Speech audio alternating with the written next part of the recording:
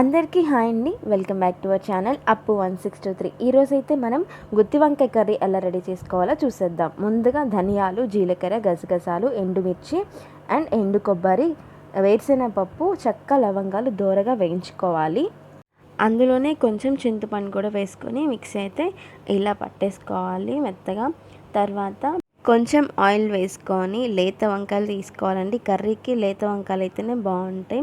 అవి 4 భాగాలుగా కట్ చేసుకొని మిడిల్లో 4 భాగాలుగా కట్ చేసుకొని వేపుకోవాలి బాగా. ఇలా వేపుకుంటేనే టేస్ట్ బాగుంటుంది అనమాట. వేపుకున్న తర్వాత పక్కన తీసి పెట్టేసుకోవాలి వంకాయలు కూడాను.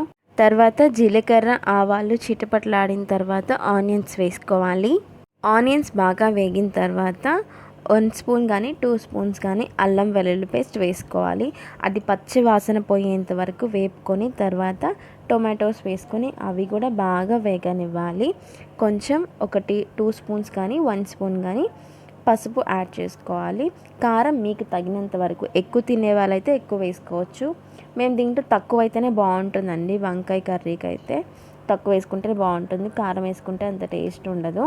నెక్స్ట్ మనం ఫస్ట్ పేస్ట్ చేసుకున్నాం కదా, వేరుశెనగపప్పు అండ్ కొబ్బరి, గసగసాలవి, ఈ పేస్ట్ అనేది అందులో వేసేసి కొంచెం వాటర్ వేసుకొని మీకు తగినంత సాల్ట్, కర్రీకి ఎంత సాల్ట్ సరిపోద్దో అంత సాల్ట్ వేసుకొని కొంచెం వాటర్ పోసేసి ఒక 5 మినిట్స్ మగ్గనివ్వాలి.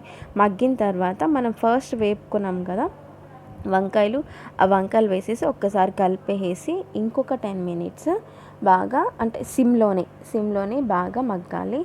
లాస్ట్గా కొత్తిమీర, కరివేపాకు వేసేసి ఇంకొక 10 మినిట్స్ కుక్ అవ్వాలి సిమ్లోనే అనమాట.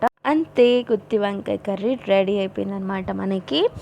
And subscribe to my channel, like చేసి షేర్ చేయండి. అందరూ చూస్తున్నారు కానీ లైక్ అయితే కొట్టట్లేదండి, ప్లీజ్ లైక్ చేయండి. అంతే, ఇంకా వీడియో బాయ్.